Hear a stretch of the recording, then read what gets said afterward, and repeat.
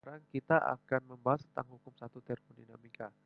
Jika kalor diberikan, jadi di mana hukum satu termodinamika itu memperlihatkan fenomena bahwa jika kalor diberikan kepada sistem, volume dan suhu sistem akan bertambah, sistem akan terlihat mengembang dan bertambah panas. Sebaliknya jika kalor diambil dari sistem, volume dan suhu sistem akan berkurang juga kan. Sistem tampak mengerut dan terasa lebih dingin. Prinsip ini merupakan hukum alam yang penting dan salah satu bentuk dari hukum kekalahan energi. Nah, hukum satu termodinamika itu adalah hukum kekalahan energi ya. Sistem yang mengalami perubahan volume akan melakukan usaha dan sistem yang mengalami perubahan suhu akan mengalami perubahan energi dalam. Tadi sudah dijelaskan sebelumnya.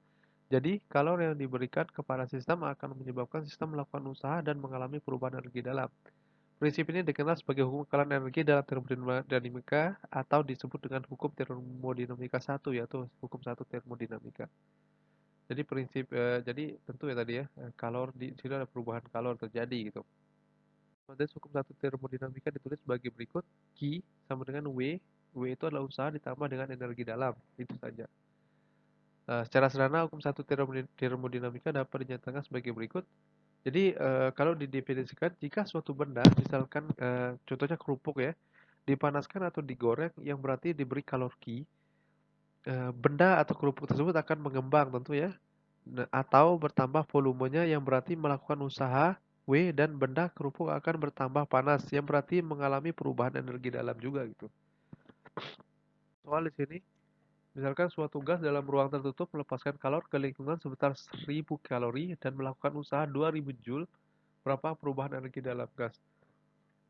Di sini ada, kita ketahui 1 kalori sama dengan 4,2 joule. Diketahui Q tadi ya, min 1000 kalori, ini karena melepaskan ya, jadi minus. Kita kasih tanda minus kalori, kita jadikan joule menjadi 4200 joule, sedangkan W itu 2000 itu karena melakukan usaha ya, sehingga dinyatakan U. Dan tinggal kita anu saja, kita masukkan ke rumus AU sama dengan Q dikurangi W, di mana dikurangi W karena di sini adalah melepaskan ya. Tinggal kita masukkan min 4200 dikurangi plus 2000 ya, sehingga menjadi minus 6200. Baik, sekarang kita akan melihat hukum 2 termodinamika. Eh, jadi hukum termodinamika ini, dua termodinamika ini berkaitan dengan formulasi Kelvin Planck ya, di mana dia menyatakan bahwa tidak mungkin untuk membuat sebuah mesin kalor yang bekerja pada suatu siklus yang semata-mata mengubah energi panas yang diperoleh dari suatu sumber pada suhu tertentu seluruhnya menjadi usaha mekanik. Jadi misalkan kita melakukan sebuah ini ya, ada mesin ya, misalkan kita berikan dia energi panas. Nah, ternyata energi panas itu tidak semuanya dikonversi menjadi usaha. Jadi ada penyimpangan di situ, atau ada, ya ada penyimpangan, atau ada sebenarnya beberapa energi itu tidak bisa dijadikan usaha gitu, mekanik gitu. Sehingga nanti di situ ada, kita kenal dengan efisiensi ya. Jadi efisiensi itu 1 sampai 100 gitu.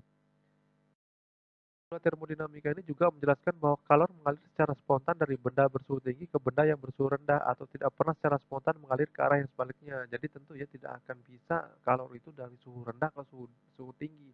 Pasti tinggi ke rendah gitu. Nah, sesuai dengan formulasi Clausius yang menyatakan bahwa tidak mungkin untuk membuat sebuah mesin kalor yang bekerja semata-mata memindahkan energi panas dari suatu benda dingin ke benda panas. Jadi tidak bisa sebaliknya. Nah, di sini kita sehingga nanti di sini kita akan orang tahu gitu, kita tahu bahwa di sini ada entropi, di mana entropi ini dapat diartikan sebagai ukuran ketidakteraturan.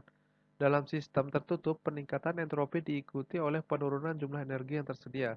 Semakin tinggi entropi, semakin tinggi ketidakteraturannya.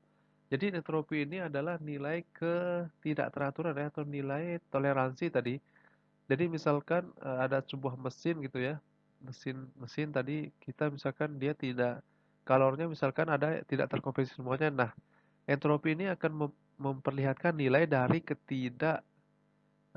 sempurnaan tadi ya, ketidaksempurnaan dari perubahan panas tadi gitu ya. Entropi pada proses temperatur konstan, di sini kita lihat ya, untuk entropi pada temperatur konstan Jika suatu sistem pada suhu mutlak T mengalami proses reversibel dengan menyerap sejumlah kalori, maka kenaikan entropi delta S dapat dituliskan sebagai berikut. Delta S sama dengan S2 min S1 atau sama dengan Q per T-nya gitu ya. Di mana delta S perubahan entropi, S1-nya entropi mula-mula dan S2 itu entropi akhirnya. Entropi pada proses temperatur yang berubah nih tidak tetap. Pada proses yang mengalami perubahan temperatur, entropi dituliskan sebagai berikut. Delta S sama dengan M kali C Len ya. Len T2 per T1. Jadi M itu massa, C itulah kapasitas panasnya gitu. Keterangan persamaan tadi untuk keterangannya adalah delta S sama dengan perubahan entropi. S1 itu entropi mula-mula ya, S2 entropi akhir, C itu kalori jenis Joule per kilogram Kelvin, M itu massa, T1 suhu mula-mula dan T2 akhir. Nah, di sini ada contoh soal di mana suatu sistem menyerap kalori sebesar 60 kJ pada suhu 27 derajat Celcius, berapakah perubahan entropi sistem? Tadi kalau kita lihat rumus entropi untuk suhu tetap itu berarti perubahan entropi ya S2 min S1 entropi 2 dikurangi entropi 1 atau sama dengan Q atau kalor dibagi dengan T ya, tinggal dibagi saja 60 kJ per 27 derajat Celcius gitu. Baik, melihat tentang mesin yang berhubungan langsung dengan hukum yang mengaplikasikan hukum dua termodinamika di mana mesin itu adalah mesin Carnot, di mana mesin Carnot adalah mesin kalor hipotesis ya yang beroperasi dalam siklus yang disebut siklus Carnot. Jadi masih hipotesis sebenarnya. Jadi masih dalam apa ya ideal ya, tidak ada mesin sebenarnya tidak ada mesin Carnot ini, tapi mesin ini yang biasa digunakan untuk menjelaskan fenomena dari hukum dua termodinamika tersebut. Di sini sebuah siklus termodinamika terjadi ketika suatu sistem mengalami rangkaian keadaan yang berbeda dan akhirnya kembali keadaan semula. Dalam siklus ini, sistem dapat melakukan usaha terhadap lingkungannya sehingga disebut mesin kalor. Jadi bisa dia di sini bisa dilakukan ini ya usaha terhadap lingkungan gitu. Rumusan untuk mesin Carnot menyatakan bahwa sebuah mesin yang nyata atau real yang beroperasi dalam suatu siklus pada temperatur TH dan TC tidak mungkin melebihi efisiensi mesin Carnot tersebut. Jadi gini, intinya bahwa apa suatu mesin yang real ya, mesin misalkan contohnya suatu mesin ya apa gitu misalkan mesin yang kita buat dari listrik kemudian atau panas sehingga dia menghasilkan perputaran contohnya dinamo gitu. Dia tidak akan melebihi efisiensi mesin Carnot ini. Jadi mesin Carnot ini adalah mesin idealnya gitu. Mesin ideal tentu ya. Di mana untuk melihat efisiensi dari mesin Carnot ini sendiri dirumuskan seperti ini. Lambangnya seperti ini ya. Nu sama dengan delta W usaha dibagi dengan delta QH atau panasnya gitu. Atau sama dengan 1 dikurangi dengan TC dibagi dengan TH. TC ini cold ya, jadi yang pak dingin dibagi dengan suhu dingin TC cold ya, dibagi dengan TH itu high itu apa heat gitu ya, panas gitu. Nah, di sini misalnya kita ada soal misalkan mesin Carnot bekerja pada suhu tinggi 600 Kelvin untuk menghasilkan kerja mekanik. Jika mesin menyerap kalor 600 Joule dengan suhu rendah 400 eh, Kelvin, maka usaha yang dihasilkan itu adalah berapa gitu ya. Nah, kita bisa gunakan tadi rumus yang tadi, persamaan yang rumus yang tadi ya. Di situ ada Q-nya sudah ada, W-nya sudah ada, kemudian T-nya sudah ada, juga tinggal kita substitusi saja gitu. Nah, ini dia. Jadi rumusnya adalah 1 min TC per TH tadi ya, T cool per TH, T heat kali 100%. Jadi kita bisa hilangkan saja 100% untuk memudahkan perhitungan. Jadi rumusnya adalah kalau kita misalkan cari satu per satu, untuk efisiensi itu kita lihat dulu efisiensi 1 per 400 dibagi 600 menjadi 1 per 3 ya. Nah, rumus lain dari efisiensi tadi kan W ya, atau usaha dibagi dengan panas gitu.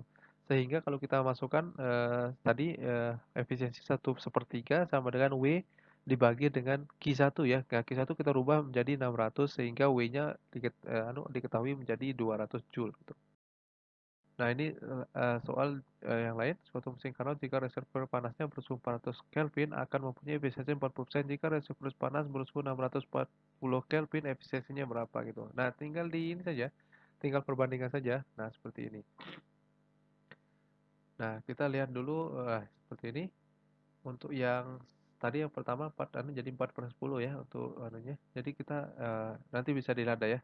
bisa pantengin gitu bagaimana hasilnya seperti ini. Mudah sekali. Dengan rumus yang tadi ya. Kita akan lihat kapasitas kalor gas. Untuk kapasitas kalor ini rumusnya C besar ya. Adalah jumlah kalor yang diperlukan untuk menaikkan temperatur dari suatu sampel bahan sebesar 1 Kelvin gitu. Nah, rumusnya nih macam-macam kapasitas kalor. Di sini ada kapasitas kalor gas pada tekanan tetap untuk Cp ya. Adalah kalor yang diperlukan untuk menaikkan suhu zat sebesar 1 Kelvin dan pada tekanan tetap ya. Persamaannya adalah Cp sama dengan Qp atau panas pada tekanan tetap dibagi dengan delta T perubahan suhunya. Selain itu ada kapasitas kalor gas pada volume tetap. Ini adalah kalor yang diperlukan untuk menaikkan suhu zat sebesar 1 Kelvin pada volume tetap. Persamaannya adalah Cv atau kapasitas kalor ya pada volume tetap sama dengan Qv gitu, atau panas pada apa eh, pada eh, pada volume tetap dibagi dengan perubahan suhunya gitu. Contohnya di sini kita ada soal gas hidrogen dipanaskan dari suhu 300 Kelvin sampai 312 Kelvin dalam bejana yang bebas hingga memuai. Kalor yang dibutuhkan dalam proses itu adalah 24 kJ. Tentukan kapasitas kalor hidrogen.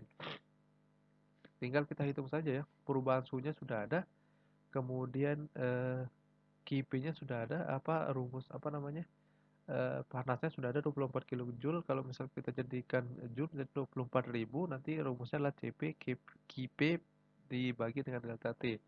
Delta T sudah ada 12 Kelvin sehingga menghasilkan 2000 Joule per Kelvin. Dulu materi kita, nanti ketika ada pertanyaan kita bisa kembangkan lagi ya. Terima kasih. Wassalamualaikum warahmatullahi wabarakatuh.